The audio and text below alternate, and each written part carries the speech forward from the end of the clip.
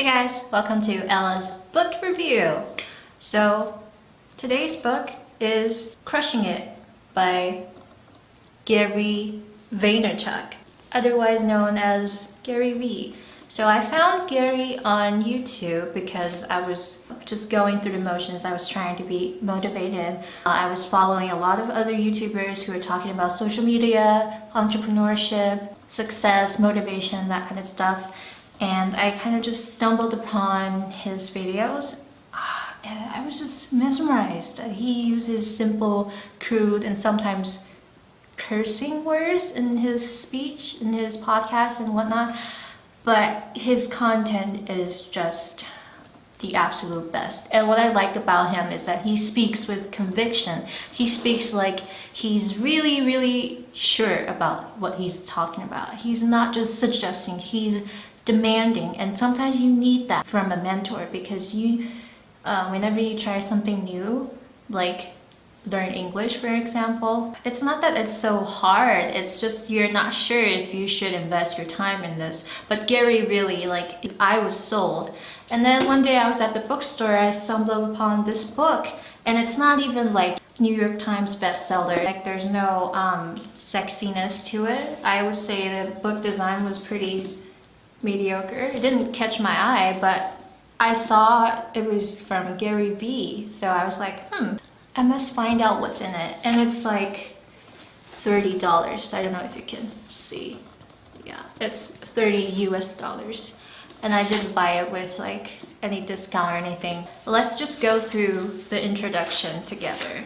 My 8-year-old daughter, Misha, wants to be a YouTuber when she grows up.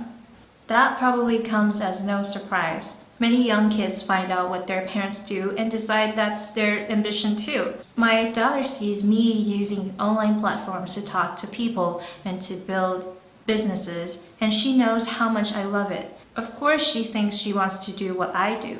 What might be more surprising is that if you ask other school-aged children what they want to be when they grow up, many will reply that they too want to be YouTubers.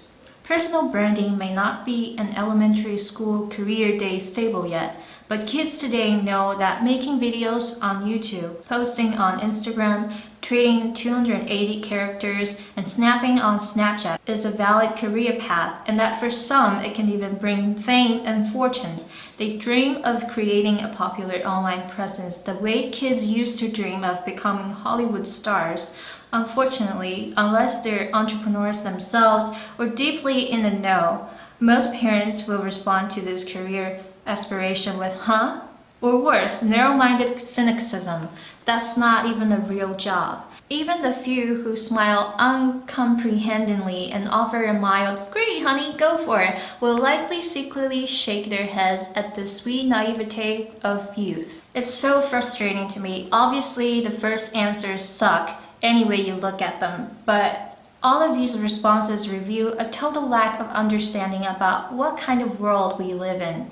It's the kind where an 11-year-old kid and his dad can become millionaires by creating a YouTube channel where they shared online videos of themselves cutting things in half. I knew this was the way things were going to go. For someone like me with the tendency to make over-the-top pronouncements, it's ironic that one of the most prescient things I've ever uttered may also have been the biggest understatement of my life. My story is about to become a lot less unusual. So, to sum up, this book has changed the way I look at social media and therefore changed my life because up until this book, I didn't know anything about TikTok. I didn't know anything about short video platforms.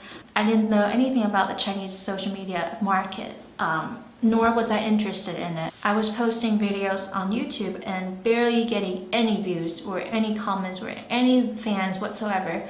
But then I read this book about 8 chapters in, and Gary talked about Musically. Gary talked about how you should post different kinds of videos on different platforms, because eventually you'll realize different platforms have different demographics and those people have different purposes for using those different apps. Very early on when I started doing TikTok, I was just doing videos to get used to it, to build up my habit of posting videos every day. If you have been following me for a long time, you know like my initial videos were very spontaneous. I was talking in front of my phone, in my car.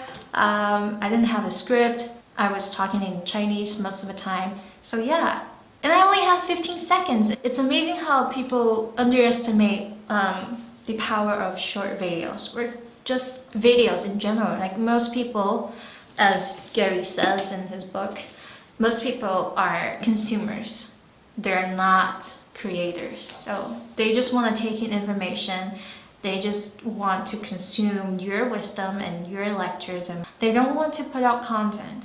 They don't want to create because it's risky. It's vulnerable to put yourself out there. It's vulnerable to talk in front of a camera or to put your stuff out there. You know, most people don't want to do that. So long story short, I was able to make money. I was not only successful enough to get enough followers, but my content was very solid. I was putting out content on a very consistent basis. This book has changed my life, and I like the simple language. I think it's a great study piece if you want to approach it like you're trying to learn English. The ghostwriter doesn't use a lot of big complicated words. They're mostly stories. Yeah, you feel like Gary is talking to you and not so much lecturing you. It's not like a college textbook, and I really think you will learn a lot of things from this. This is the future. Social media is the future, and creating content, creating values